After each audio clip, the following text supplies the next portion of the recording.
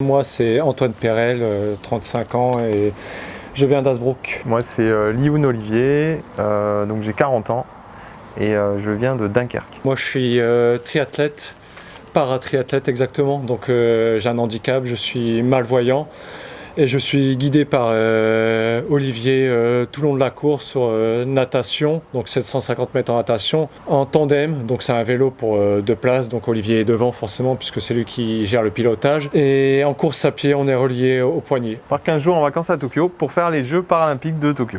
Voilà.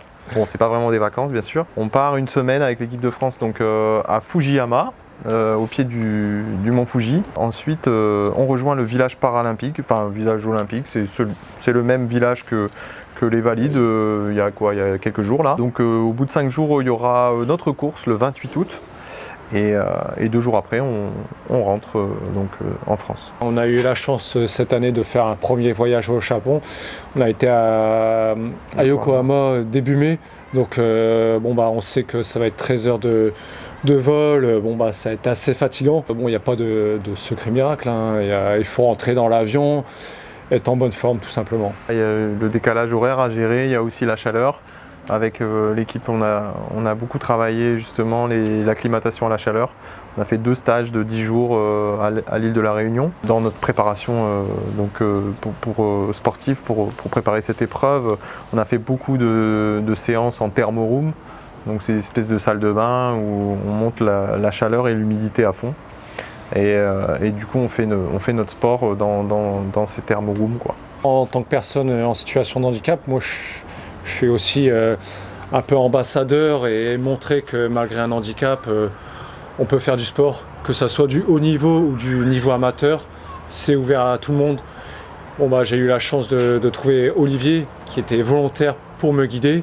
Donc je pense que si on lance une sollicitation dans la région, on peut trouver de l'aide auprès d'un club et trouver quelqu'un qui est volontaire pour nous accompagner dans notre sport. Cette aventure, j'ai fait du haut niveau en triathlon et j'ai pas réussi à me qualifier pour les Jeux Olympiques chez les Valides. Mais finalement, quand Antoine m'a contacté, j'ai répondu présent tout de suite. Alors il n'y avait pas l'idée de participer aux Jeux, on n'y pensait pas trop à ce moment-là. J'étais séduit par l'aventure humaine, c'est-à-dire qu'en étant voyant, j'étais touché par la demande d'Antoine, un déficient visuel qui te demande pour faire du sport. Ça m'a tout de suite un peu ému et du coup j'étais vraiment très heureux de pouvoir, tout en pratiquant ce que j'aime, à savoir le sport, faire une bonne action. On s'est tout de suite bien marré, on s'est tout de suite bien entendu. Alors c'est vrai qu'on s'entraîne 26 heures par semaine, mais il faut quand même bien comprendre qu'on s'amuse beaucoup aussi, quoi.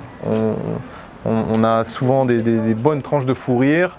Et c'est très important, quoi. Pour aller loin, il faut quand même prendre beaucoup de plaisir. Il est ambassadeur en tant que personne en situation de handicap. Moi, je suis ambassadeur en tant que guide aussi. Ça me ferait beaucoup de plaisir si effectivement, si notre aventure, elle pouvait donner envie à d'autres personnes valides de guider. Alors, il n'y a surtout pas d'idée de niveau, hein. C'est-à-dire qu'il faut comprendre qu'il y a des personnes en situation de handicap qui sont déficients visuels, qui serait juste heureuse de faire une balade d'une heure de marche, faire une digue ou faire une balade en forêt, ils ne peuvent pas le faire seuls. Donc il y a des associations pour ça. Les personnes qui ont envie de s'investir et de faire une bonne action peuvent se rapprocher de ces associations. Ça fait maintenant 5 ans que ça dure, hein. Donc comme Olivier a dit, il y a eu beaucoup de plaisir tout le long du parcours, hein. Même si il y a le stress aussi, les enjeux qui sont à la fois stressants. Des fois on n'a plus forcément le même plaisir qu'au début, et justement c'est ça aussi qu'on essaie de retrouver. On essaie de repenser à des moments où on a fait ça, on s'est bien amusé, on va le refaire.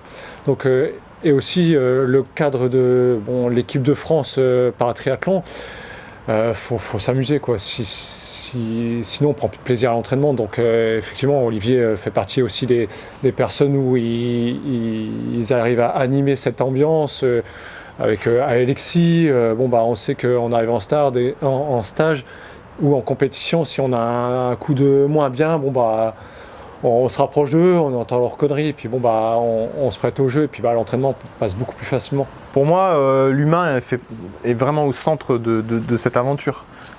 C'est sûr que c'est clair que sans plaisir, sans bienveillance, sans l'envie de faire le bien, il n'y aurait jamais eu autant de performances. Donc c'est avant tout une aventure humaine. Et maintenant, voilà, quand ça fonctionne bien, on va loin. Voilà. Ensemble, seul je vais plus vite, ensemble on va plus loin. Déjà, le premier objectif, c'est d'être sélectionné au jeu. Parce que bon, il faut savoir que dans la discipline, on est à peu près 80. Il n'y a que 9 dossards, plus un invité, 10. Donc on est 10 athlètes dans le monde à être sur la ligne de départ. C'est très peu. Donc on a la chance de faire partie de cette élite. Bon, grâce à nos résultats, forcément, on a fait partie des meilleurs pendant l'année de la sélection. On a la chance, et grâce à nos résultats sportifs, être présents sur la ligne de départ. On les a tous battus. Si on les a tous battus, c'est qu'on peut aller chercher la plus belle des médailles. C'est l'objectif. Après, c'est vrai que d'une course à l'autre, il y a des courses qui vont profiter plus à des profils différents. C'est comme dans tout sport valide. C'est-à-dire que si tu prends le Tour de France, par exemple, tu mets une étape, forcément, cette étape, s'il y a la montagne, elle va sourire aux grimpeurs. Et les sprinteurs vont être défavorisés. Là, nous, c'est un peu ça aussi. C'est-à-dire qu'en fonction du profil de course, en fonction de la distance des transitions, du nombre de virages, la course va profiter peut-être un peu plus à certains qu'à d'autres. Mais nous, on a la chance d'être assez polyvalent. C'est-à-dire que quand la course elle est difficile, très très difficile, forcément on se fait rattraper par les mecs qui partent derrière. Mais quand la course est juste difficile, on arrive à aller chercher les mecs qui partent devant nous. On a peut-être le niveau idéal pour pouvoir s'adapter à tout profil. Mais et comme Antoine l'a très bien dit, on a déjà battu tous nos adversaires sur tous les personnes qu'on va rencontrer à Tokyo, on les a déjà battus au moins une fois. Donc pourquoi pas les battre à Tokyo. Merci. Ouais, merci de nous suivre. Merci d'avoir de s'être privé d'une partie de la nuit parce que ça va être malheureusement une heure assez tardive. Donc j'espère être à la hauteur de la fatigue engendrée. Maintenant, oui, effectivement, je pense qu'on peut faire une médaille. Il suffit qu'on soit très concentré et qu'on arrive à faire notre course. Si on fait notre course, normalement, on est sur le podium. La même chose, merci à toutes les personnes qui nous suivent, la famille, les amis, puisque moi, pendant un long moment de préparation, on a dû les mettre de côté. Donc, merci beaucoup pour votre soutien. Parce que c'est des soutiens très très proches, donc c'est des petits messages qui nous font du bien pendant les stages, pendant les compètes. Donc un grand merci à tout le nord de France et toute la France en général.